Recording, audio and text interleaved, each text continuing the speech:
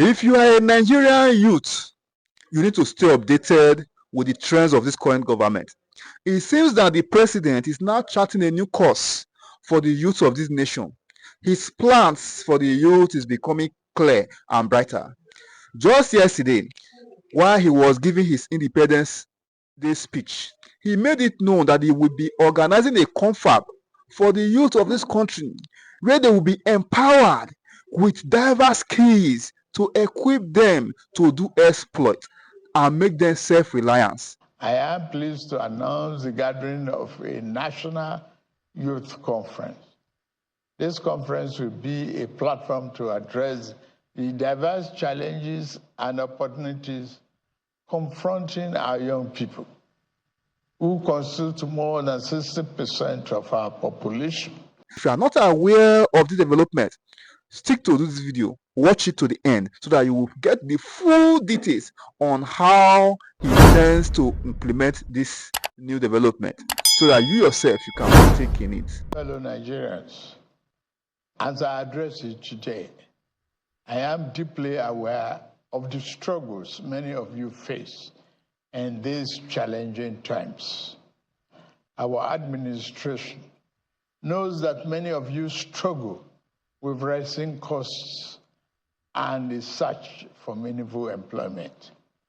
I want to assure you that your voices are heard. As your president, I assure you that we are committed to finding sustainable solutions to alleviate the suffering of our citizens. Once again, I plead for your patience as the reforms we are implementing show positive signs, and we are beginning to see the light at the end of the tunnel.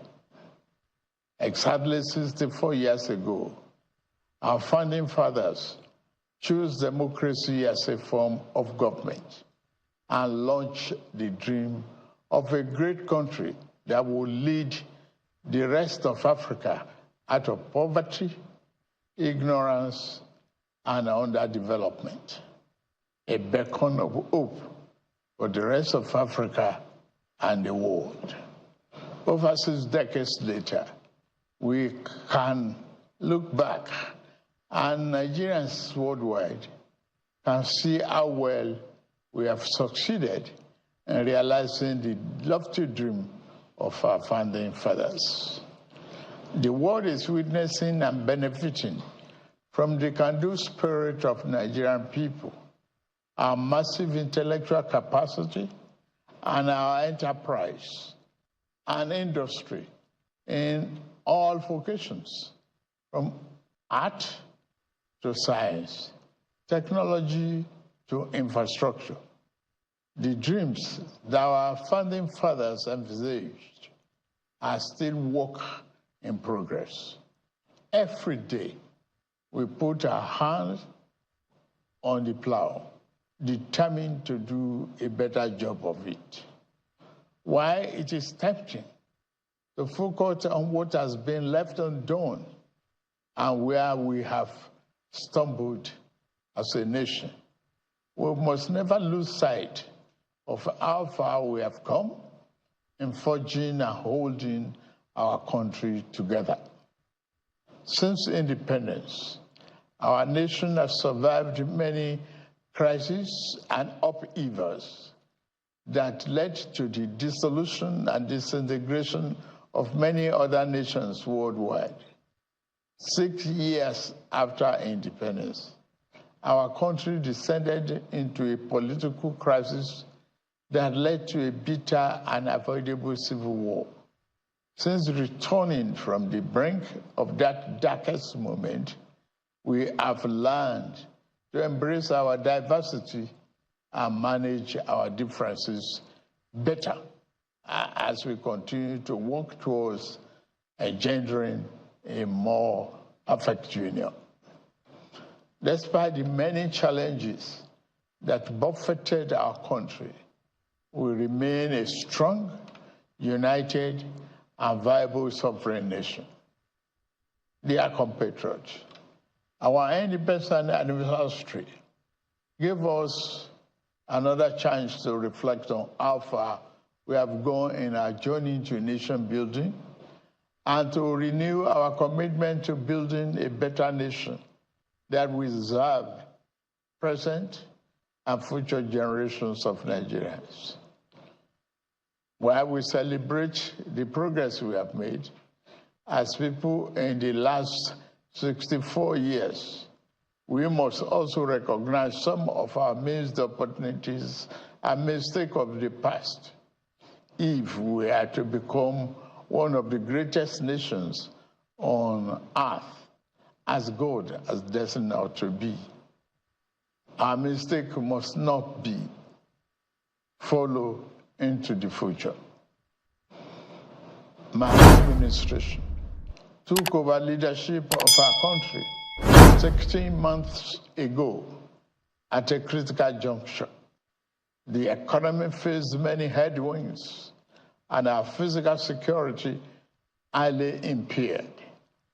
We found ourselves at a distant crossroad where we must choose between two paths: reform for progress and prosperity, or carry on the business as usual and collapse. We decided to reform our political economy and defense architecture. On the security front, I am happy to announce to you, my compatriots, that our administration is winning the war on terror and banditry. Our target is to eliminate all threats of Boko Haram, banditry, kidnapping for ransom, and the scourge of all forms of violent extremism. Within 1 year, our government has eliminated many Boko Haram and bandit commanders faster than ever. As of the last count, over 300 Boko Haram and bandit commanders have been eliminated by our gallant troops in the northeast, northwest, and some other part of the country. We have restored peace to hundreds of communities in the north, and thousands of our people have been able to return home. It is an unfinished business, I agree, which our security agencies are committed to ending as quickly as possible. As soon as we can restore peace to many communities in the troubled part of the north, our farmers can return to their farms. We expect to see a leap in food production and a downward spiral in food costs. I promise you, we shall not falter on this. Our government has been responding to the recent natural disasters, particularly the flooding in the part of the country. After Vice President Kashim Shettima visited Maiduguri, I also visited to assure our people that this federal government will always stand with our people in their times of trouble. At the last meeting of the Federal Executive Council, we approved a disaster relief fund to mobilize private and public sector funds to help us respond faster to emergencies. Our government has also ordered the integrity test of our dams in the country to avert future disasters. The economy is undergoing the necessary reforms and retooling to serve us better and more sustainably. If we do not correct the physical misalignment that led to the current economic downturn, our country will face an uncertain future and the peril of unimaginable consequences. Thanks to the reform, our country attracted foreign direct investment worth more than $30 billion in the last year. Fellow compatriots, our administration is committed to free enterprises, free entry, and free exit in investment while maintaining the sanctity and efficacy of our regulatory processes. This principle guides the divestment transaction in our upstream sector, where we are committed to changing the fortune positively. As such, ExxonMobil surplus divestment will receive ministerial approval in a matter of days, having been concluded by the regulator, NUPRC, in line with the Petroleum Industry Act, PIA. This was done in the same manner as other qualified divestment approved in the sector. The move will create vibrancy and increase oil and gas production positively, impacting our economy. The more disciplined approach adopted by the central bank to monetary policy management has ensured stability and predictability in our foreign exchange market. We inherited a reserve of over 33 billion 16 months ago. Since then, we have paid back the inherited forex backlog of 7 billion. We have cleared the ways and means debt of over 30 trillion naira. We have reduced the debt service ratio from 97% to 68%. Despite all this, we have managed to keep our foreign reserve at 37 billion. We continue to meet all our obligations and pay our bills. We are moving ahead with our fiscal policy reforms. We stimulate our productive capacity and create more jobs and prosperity. The Federal Executive Council approved the Economic Stabilization Bill, which will now be transmitted to the National Assembly. This transformative bill will make our business environment more friendly, stimulate investment, and reduce the tax burden on businesses and workers once they are passed into law. As part of our efforts to re-engineer our political economy, we are resolute in our determination to implement the Supreme Court judgment on the financial autonomy of local governments.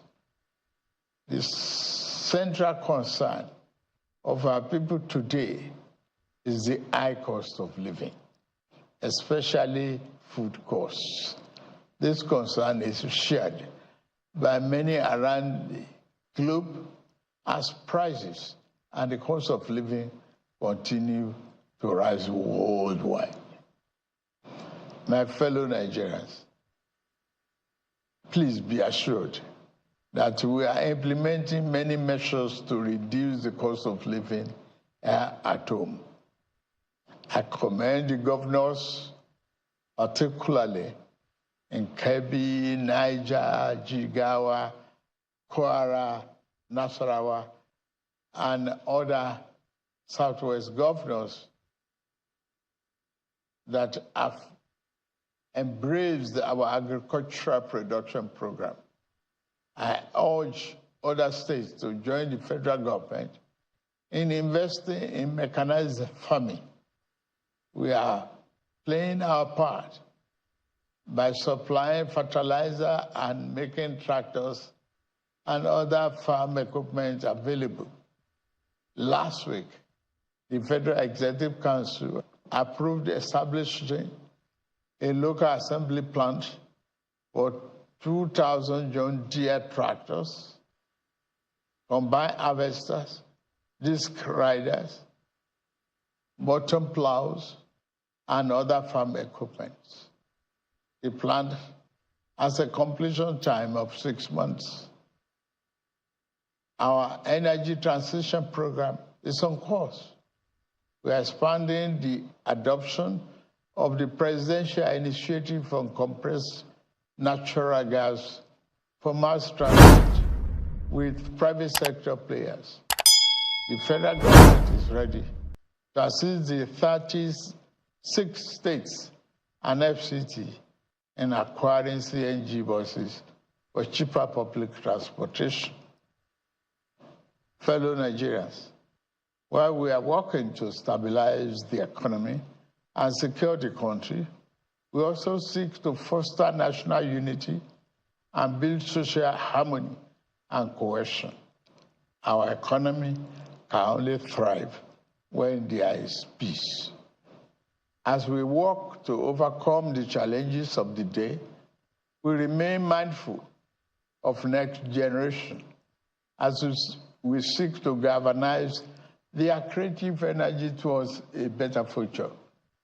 We lead today with the future we wish to bequeath to our children in focus, recognizing that we cannot design a future that belongs to them without making them its architects.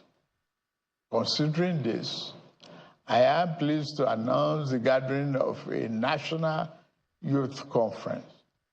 This conference will be a platform to address the diverse challenges and opportunities confronting our young people, who constitute more than 60% of our population.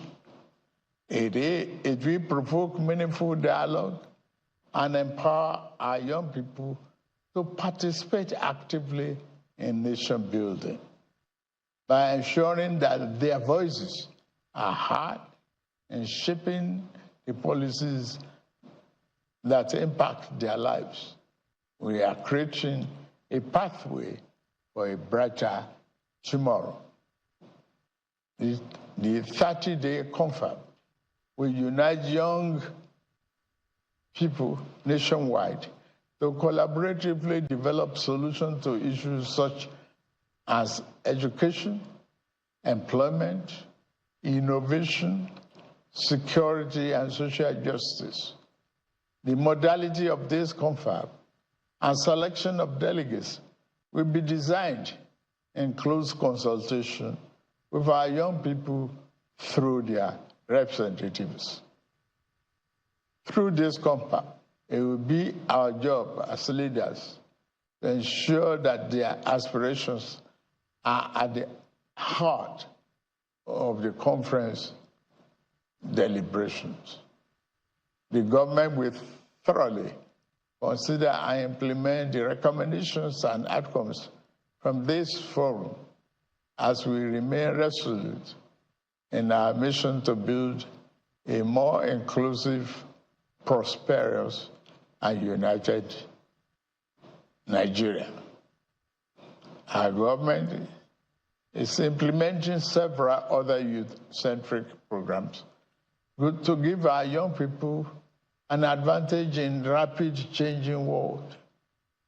We are implementing, among others, the 3 million technical program of the Ministry of Communications, Innovation and Digital Economy, aimed at building Nigeria's technical talent backbone. We have also enthusiastically implemented the Nigerian Education Loan Fund, NEL Fund, which provides cheap loans to our students to pursue their tertiary educational dream. In addition, later this month, we shall launch the Renewable Hope Labor Employment and Empowerment, the LEAP.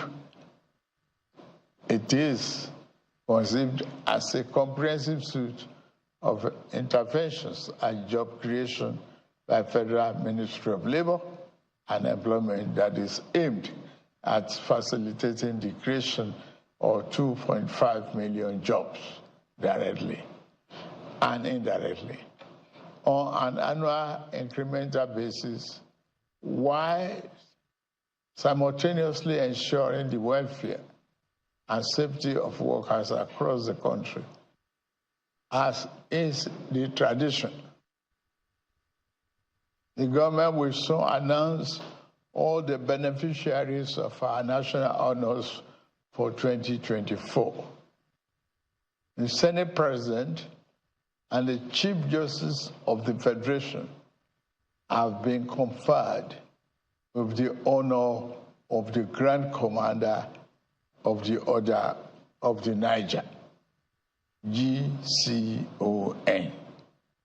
The Deputy Senate President and the Speaker of the House of Representatives have honor of Commander of the Order of the Federal Republic, CFR, while the Deputy Speaker of the House has been awarded Commander of the Order of Niger, CON. Fellow Nigerians, better days are ahead of us. The challenge of the moment must always make us believe in ourselves. We are Nigerians, resilient and tenacious. We always prevail and rise above our circumstances. I urge you to believe in our nation's promise. The road ahead may be challenging, but we will forge a path towards a brighter future with your support.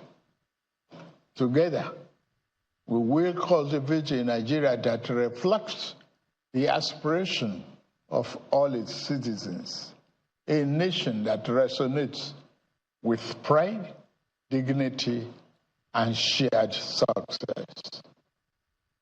As agents of change, we can shape our destiny and build a brighter future by ourselves, for ourselves, and future generations.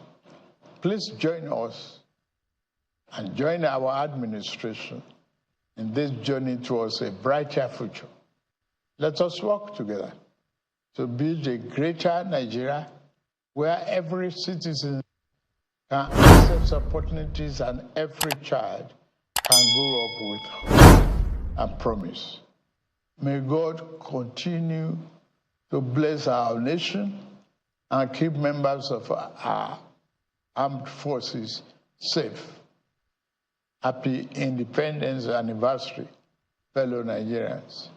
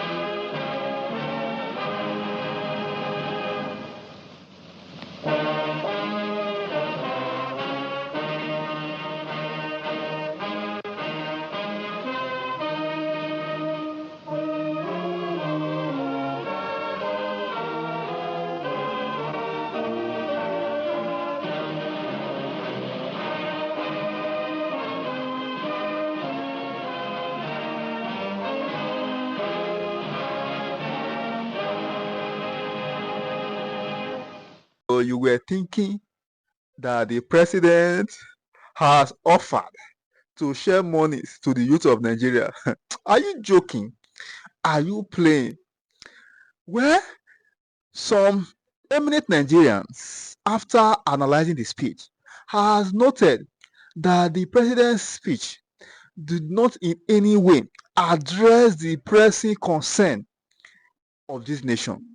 They made it known that the speech writer was just a comedian trying to entertain our audience. Hence, the speech was watering. If you like this kind of apropos, Don't forget to like, share, and comment.